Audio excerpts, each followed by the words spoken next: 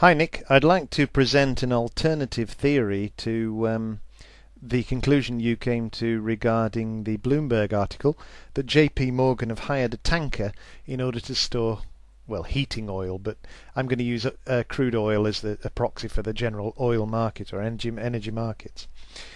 Obviously, it makes sense to kind of come to the conclusion you did because it looks like, someone trying to corner the market. In other words, store all this oil, tuck it away, and therefore affect the supply, which would send prices higher.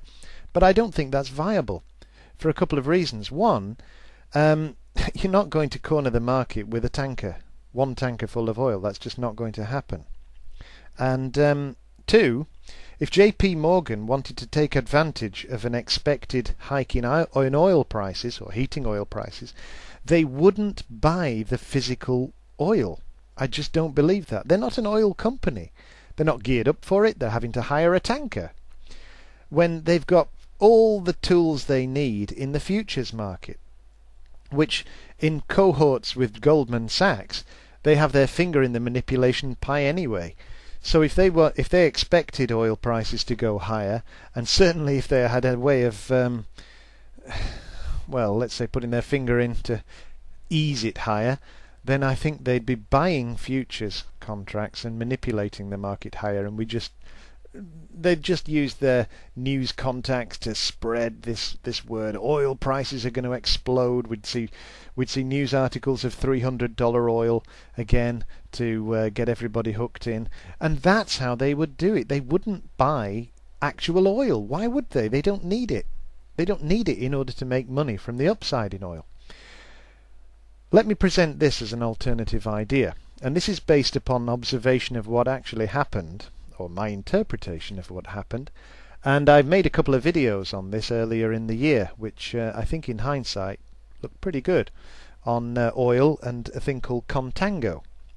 Now, contango is the situation in the futures market where the price of futures contracts for a commodity, in this case oil, a month out or a couple of months out or in the future, are much, much higher or severely higher than the spot price. The spot price being the price you can actually buy physical oil for today. That situation is called contango. So how do people benefit from that situation by storing oil in a tanker? Well, let me present this idea.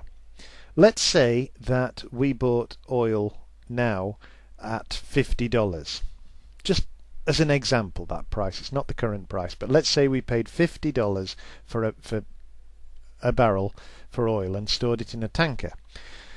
Let's say that it cost us $2 to store the oil in the tanker, $2 per barrel.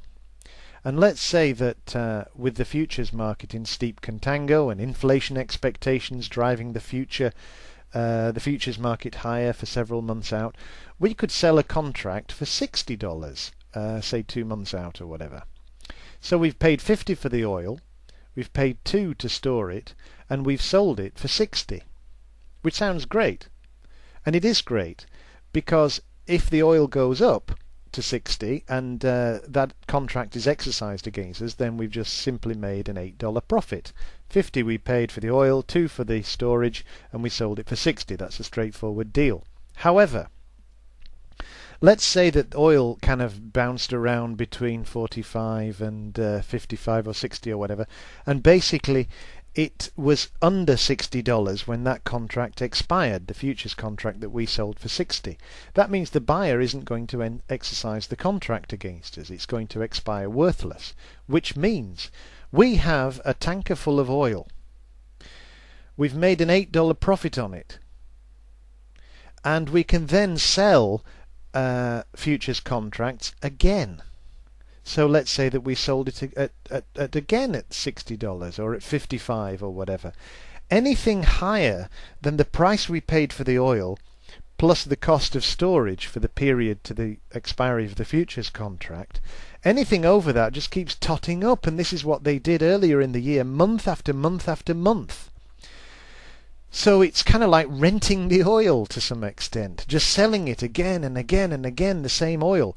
Now, that's where they need oil to back up those contracts, because if things went against them and the price went higher, and they didn't have the oil to back it up, then they could end up in tremendous problems.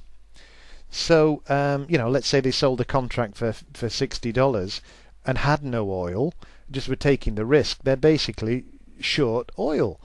And if there was a spike in oil for whatever reason and it went to 80 or 90, they'd be responsible for the loss, which they'd have to settle in financially, which wouldn't look good when they've just taken all this money from the taxpayer. So that's where I think the potential for manipulation comes in as well, because the manipulation can come in because crude oil is priced what they call WTI, which is West Texas Intermediate, I think it stands for. And this price is set at a place called Cushing I think it's in Oklahoma. And the storage facility there is big, but it's not big enough.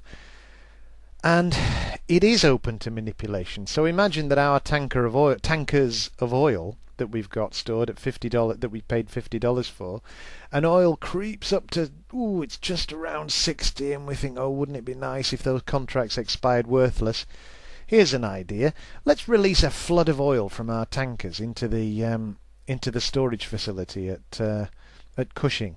Let's flood the market, so that the energy storage reports, the oil storage reports that come out, show Cushing absolutely stuffed to the brim with oil that week, and oil dips because obviously there's no demand. There's just oil. The world's swimming in oil, and all the news stories of the world's swimming in oil.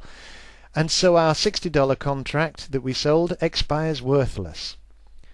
Then we find the stories, suddenly actually it's not quite swimming in oil, and actually there's demand, and actually OPEC may be talking about making some cuts, and actually this, and we sell our oil contract again. So anyway, what I'm saying is that the natural assumption that somebody taking oil and storing it is a form of hoarding, in a way that they're hoarding it with a view to it going higher, isn't actually necessarily the truth or the way the situation is. Thank you. Bye.